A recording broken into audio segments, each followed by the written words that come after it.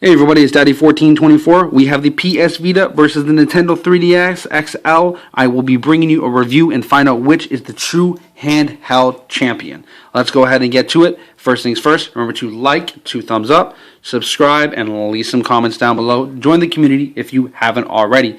I will be breaking this up into 3 categories for you to figure out who the true winner is or the true king of handheld consoles. We will be doing that by looking at hardware, software, and day-to-day use and comfort. So the first category on that list is hardware. Let's go ahead and get to it. PS Vita up first.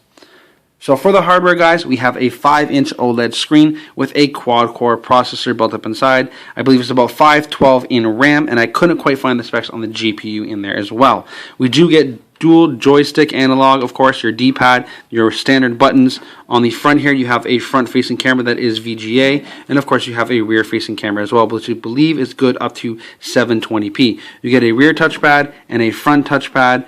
And of course, the one downside is your proprietary memory, which some people have complained about because it does come at additional cost. The overall design, it is thinner than the 3DS XL and also brings you a slicker and sturdier build. I also did forget to mention the trigger buttons and the volume up and down, but those are here as well. Moving over to the 3DS XL, I believe it is a 4.8-inch screen. That is the top screen here, and of course you get accompanied by a lower screen as well, so you have dual screen functionality and of course your 3DS capability. As for specs specifically, it was very hard to get that information, but that's usually not a good sign when pertaining to these consoles. We do have the front facing camera sitting here, and of course on the back we have 2 rear facing cameras. Let's see if I can point them out to you. One is for 3D pictures and one is a regular camera. Probably hitting buttons here as well, go figure. Of course, on the front we also have 1 joystick, not dual, and Nintendo kind of did refute that later on, or I guess was looking down that they didn't add in a dual joystick. However, they have gone on to add on an accessory which can give you that second joystick if you do desire it.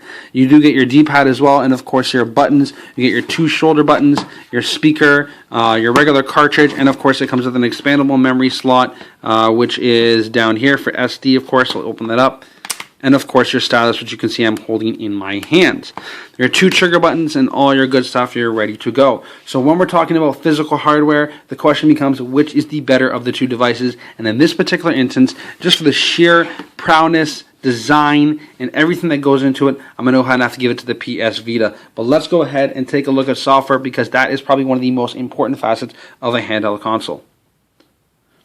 So when we're looking at software, we will start with the PS Vita. One of the things you'll notice, of course, it comes with its own OS. It's very different than what we see on the PlayStation 3, but that actually is somewhat for a good, reason. It gives you more customization options. You can put the icons wherever you want. You're not limited to putting them, say, in a row. I can move it around and put it there if I want to, and so forth and so on. Of course, you can change each individual background screen, and you get applications such as Netflix and all that good stuff if you want to download it, whatever it is may be. It also comes with map and is available in a 3G taste if you are looking for that as well. Also on software, of course, the software library itself for games is a little bit weaker right now. It's only been around for a year. However, I did launch it at I believe about 26 or so titles. Some of them are really good individual IPs, such as Uncharted Golden Abyss, and there were a couple others in there as well. However, over time, the software has kind of diminished and it's lacked that, but 2013 promises to be a good year for the PS Vita. So when we're talking about that software, we'll put that aside and we'll go to the 3DS XL and look at the software that is available here. You can see I keep hitting that camera button there. So for the software here with the 3DS XL, of course, you get your standard interface that you see on a lot of the Nintendo DS's and more commonly now on the gamepad or the Wii U. You can see you get things like the eShop, of course, the Miiverse, and of course you get augmented reality, which is also available on the PS Vita. For software and actual physical games, of course it has a much larger game selection. However, it is also very much tailored to casual gamers and not the hardcore gamers, where the PS Vita likewise has a very large category tailored towards hardcore gamers, but not as much to the casual gamers. So depending on what your preference may be, it could go either way. We talked about the catalog being very strong for the PS Vita in 2013. When looking at the catalog for the Nintendo 3DS, we didn't see as much, and that really does raise some questions. Who knows what's going to happen at E3, but overall with software, just for the sheer fact that it does obviously have a 1-year advantage over the PS Vita, we're going to go and have to give it to the 3DS right now.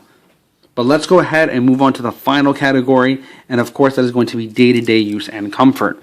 So when we're talking about day-to-day use and comfort, obviously I have to close up PS Vita for you guys to demonstrate that. And you can see that, of course, this is very comfortable. You can fit this in your pocket. It is slick, it is small, and it folds up. So while the comfort definitely gets the edge a little bit in terms of the 3DS XL, the PS Vita is not very far behind. We talked about the rounded edges, the sleek design, and the better overall hardware quality that is involved. But the day-to-day use is more than just the comfort in your hand. It also comes down to things like how much you're going to be using it with your internet browsing and your Netflix and all your applications, including your maps and your 3G variants, all built inside the PS Vita, as well as the 5-inch OLED screen, making you viewing those items so much more easier. It has to go to the PS Vita. So when we looked at all three categories, just want to sum everything up for you guys here. Of course, everybody has their own personal preference. I've given you the reasons why I believe that the PS Vita is the champion when it comes to handheld. Of course, there is room to grow, but it is in infancy.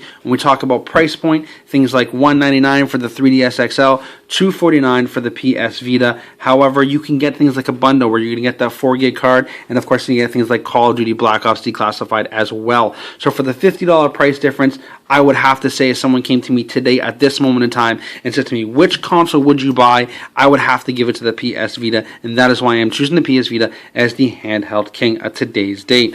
Hopefully, we can see more games, more hardcore games, come over to the 3DS, and maybe they can pick up a little bit of a ground. I'm not wishing any foul things upon Nintendo, but at this point, it's in Sony's court. That's pretty much everything. Of course, you also have to look at also future integrations, and the PS Vita is possibly looking at a lot of integrations with the PS4/Orbis. How the Nintendo 3DS XL will be integrated into the Wii U remains to be seen. There has been some speculations and some rumors, and of course some confirmed facts, which will be interesting to see as well. But at the end of the day, it's not going to offer you things like the Remote Play, and it doesn't have the processing power behind it that is going to compete with the PS Vita, because it's giving you those console-like games. That's why we stand behind it here at themediaportside.com. I know some of you guys may not like it, but this is my review of the PS Vita versus the Nintendo 3DS XL. I will see you guys all on the next video. Like I said, remember to like and subscribe. Like usual, all the goodies. Peace. Love.